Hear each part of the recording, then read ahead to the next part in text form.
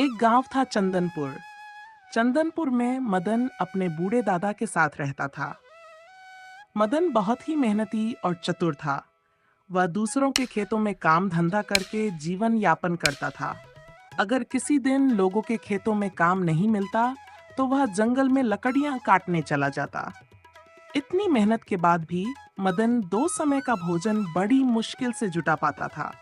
वह हमेशा सोचता था कि अगर उसके पास थोड़ा सा धन आ जाए तो वह व्यापार करे और इस गरीबी से हमेशा के लिए छुटकारा पा ले। लेकिन इतनी मेहनत करने के बाद भी उसे धन नहीं मिल पाता था।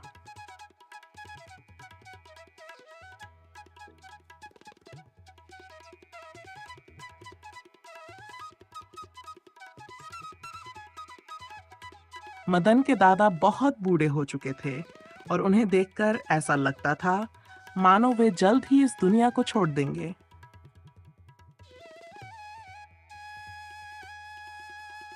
एक दिन मदन के दादा ने उसे अपने पास बुलाया। दादाजी, क्या हुआ? आपने मुझे अचानक क्यों याद किया?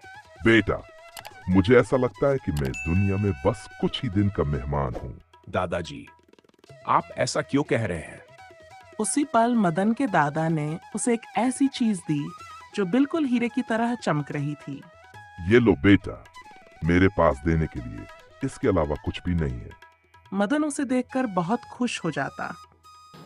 कुछ दिन ऐसे ही गुजरते हैं। अब मदन के दादा दुनिया को अलविदा कह चुके थे।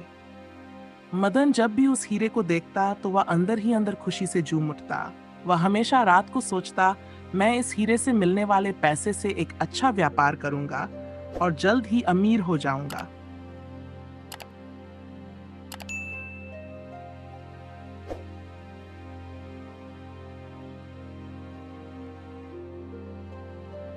एक दिन मदन गांव के सुनार के पास जाता है।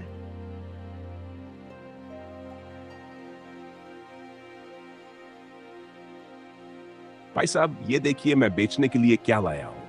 आप इसके कितने रुपए देंगे, बताइए।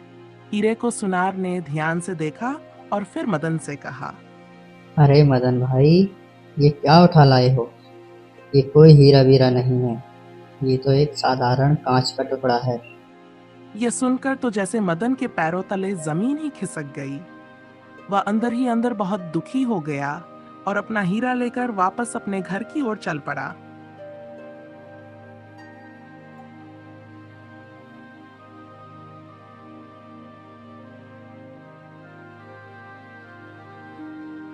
लेकिन मदन हार मानने वालों में से नहीं था। उसने मन ही मन सोचा कि कल वह नगर के सबसे बड़े जौहरी के पास जाएगा और अपने हीरे की परख करवाएगा। यह सोचकर वह निश्चिंत होकर रात को सो गया।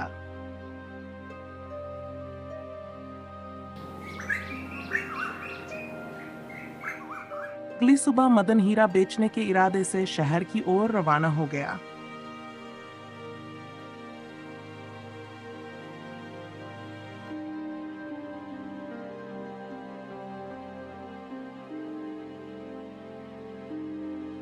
भानु सिंह शहर का एक बड़ा जौहरी था। उसके पास राजा, महाराजा, मंत्री और बड़े बड़े जमींदार खरीदारी करने आते थे। कुछ देर बाद मदन भी वहां आ गया। प्रणाम महोदय, मैं आपके पास बहुत दूर से ये हीरा लेकर आया हूँ। आप इसे देखकर बताइए, इसका मूल्य कितना देंगे? भानु सिंह ने हीरे को गहरी नजर से परखा। उसकी भौहें तन गईं और वह गुस्से से गरजकर बोला, ये क्या मजाक है?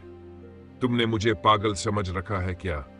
ये कोई हीरा नहीं, बल्कि एक साधारण पत्थर का टुकड़ा है जिसे तुम चालाकी से हीरा बताकर मुझे धोखा देने की कोशिश कर रहे हो। मेरे पास ऐसी बेकार और घटिया चीजों के लिए बिल्कुल भी समय नहीं है।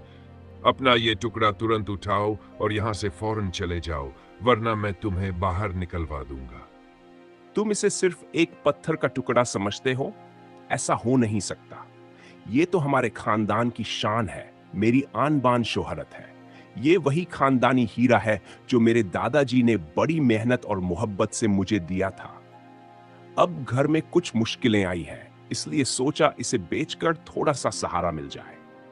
इतना सुनकर भानु सिंह ने फिर से हीरा लिया और ध्यान से देखते हुए बोला, माफ करना भाई, मगर ये हीरा नहीं, सिर्फ कांच का टुकड़ा है। मैं इतना पारखी हूं कि किसी भी हीरे को बस एक नजर में पहचान सकता हूं। उसकी चमक, रंग और कट देखते ही मैं बता देता हूं कि उसकी असली कीमत कितनी होगी और वो सच में हीरा है या नहीं। भाई साहब, मेरी आपसे एक गुजारिश है। अगर आप ये हीरा खरीद नहीं सकते तो इसे अपने पास ही रखिए। अगर कोई ग्राहक आया तो बेच दीजिएगा, वरना कुछ दिन बाद मैं आकर इसे वापस ले जाऊंगा। उम्मीद है आप मेरी बात समझेंगे और मदद करें। मदन की गिड़गिड़ाहट देखकर भानु सिंह का दिल पसीज गया और वह हीरा अपनी दुकान में रखने को राजी हो गया।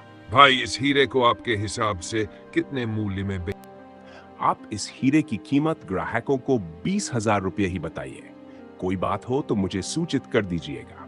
इतना कहकर मदन अपने घर लौट जाता है।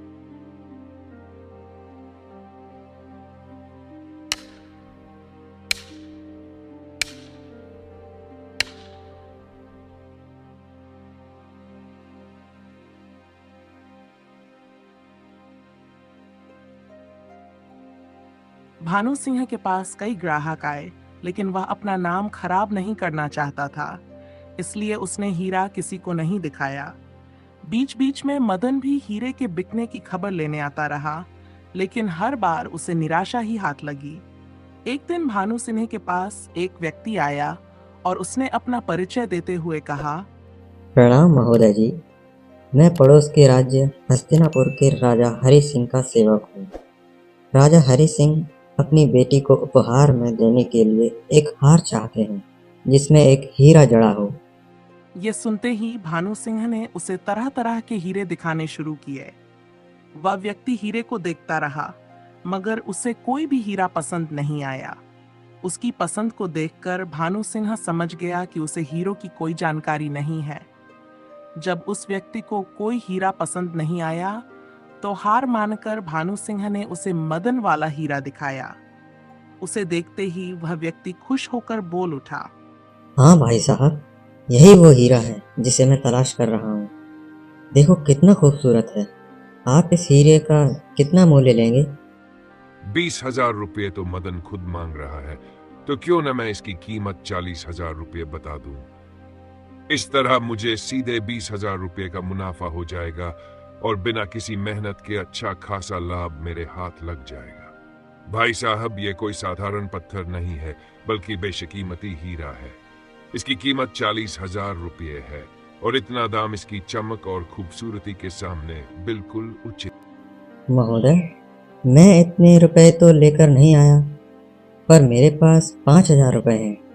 आप ये रुपए लेकर सौदा पक्का कर दीजिए। मैं जल्द ही और पैसे लेकर आ जाऊंगा, फिर ये हीरा ले जाऊंगा। भानु सिन्हा के दोनों हाथों में लड्डू थे। उसने तुरंत सौदा पक्का कर दिया।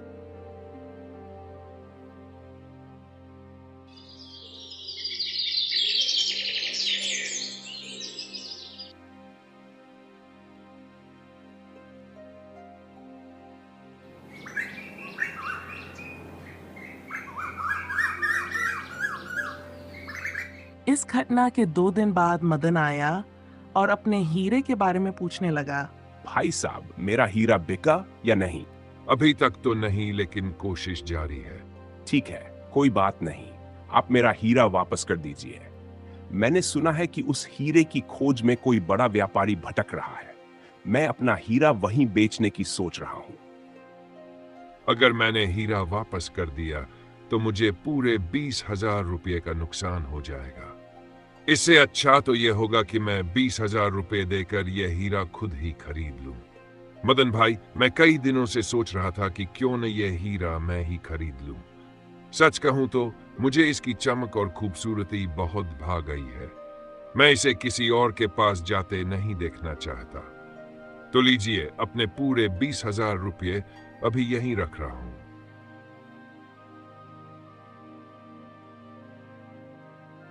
मदन रुपया लेकर वापस अपने गांव चला गया।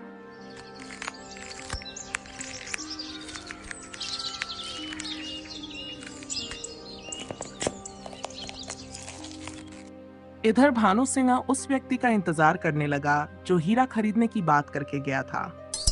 धीरे धीरे 1 महीना गुजर गया, लेकिन वह व्यक्ति वापस नहीं आया। अब भानु सिंह को शक होने लगा। लेकिन वह क्या करता? उसने सोचा, अगर नन्नगढ़ कोतवाल से शिकायत भी करूं तो नुकसान उसी का होगा। लोग कहेंगे इतना बड़ा व्यापारी होकर एक आम व्यक्ति से ठगा गया। ये सोचकर उसने किसी से कुछ नहीं कहा। असल में वह व्यक्ति किसी राजा का सेवक नहीं था, बल्कि मदन का मित्र था, जिसे मदन ने योजना बनाकर भानु सिन्हा के पास भेजा था। इस तरह एक साधारण मदन ने भानु सिन्हा जैसे बड़े जौहरी को ठग लिया।